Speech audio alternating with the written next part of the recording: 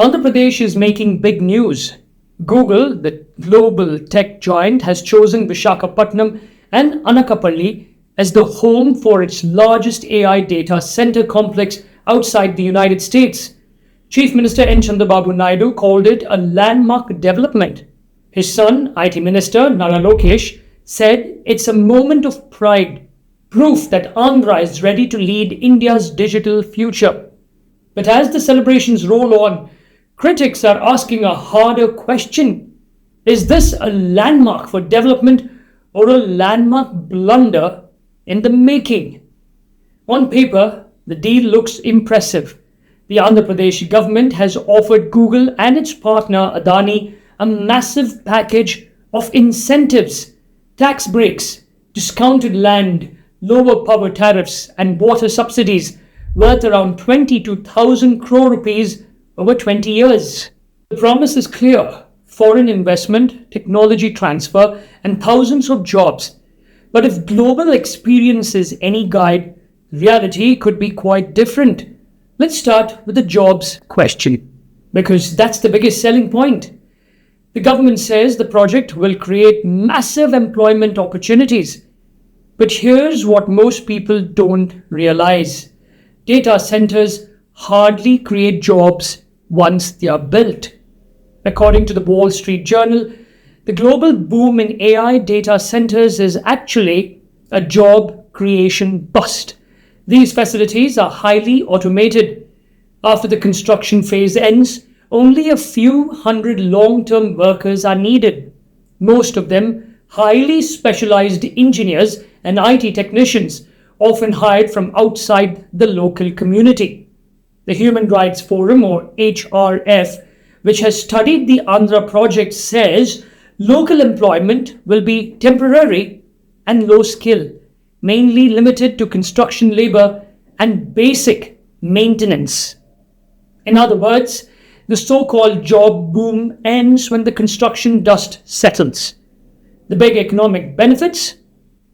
They mostly go to global investors, not local workers. Next, the environmental cost, and this is where things get serious. AI data centers are resource-intensive machines. They consume enormous amounts of power to keep their servers running 24/7, and massive volumes of water to cool the heat those machines generate. Now, a BBC report found that AI data centers in Scotland used enough tap water every year to fill 27 million half-litre bottles. Now put that in the context of Visakhapatnam, a city already facing water scarcity, groundwater depletion, and erratic rainfall. Environmentalists warn that the project could worsen Andhra's water crisis, diverting resources away from residents and farmers. HRF has called this a potential grave injustice. Water meant for people now used to cool servers for global AI systems.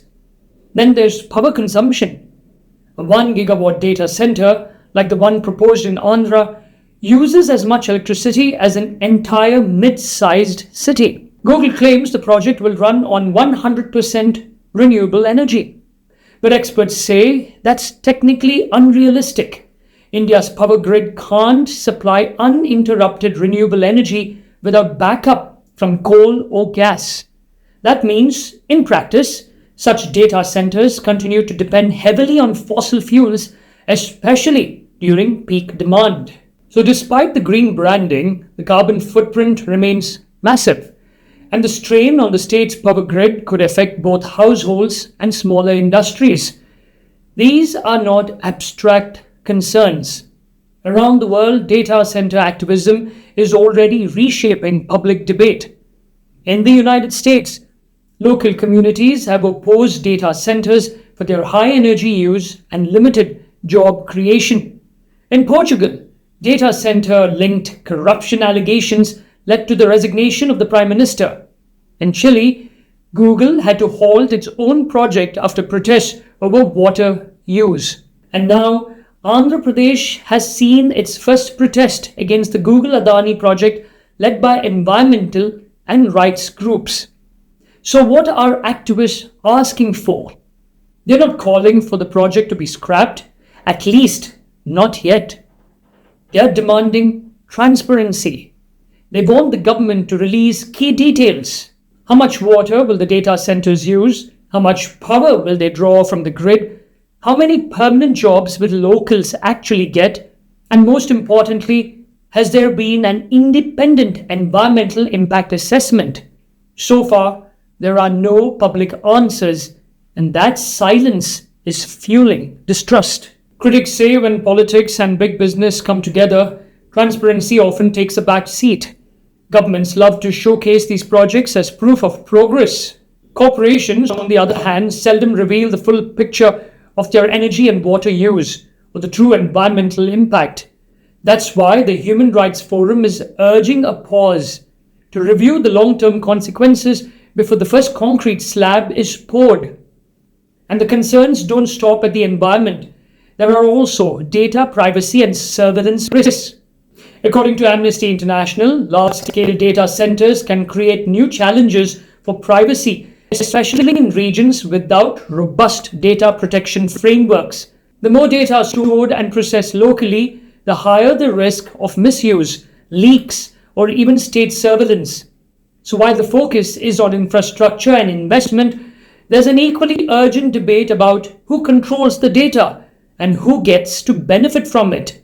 That brings us back to the big question: who really profits? The real challenge is balancing progress with sustainability, ensuring that the race for AI dominance doesn't come at the expense of people or the planet. So, as Google and Adani begin their work on their massive data center in Visakhapatnam, Andhra Pradesh finds itself at a crossroads. Will this be remembered as a landmark achievement, a leap into the AI future, or as a landmark blunder, a costly mistake that drained the state's resources for the sake of global prestige? The answer will depend not on the promises made today, but on the accountability and transparency that follow tomorrow. Because in the end, development isn't about how loud the announcement is. It's about how fair, sustainable, and beneficial it truly turns out to be.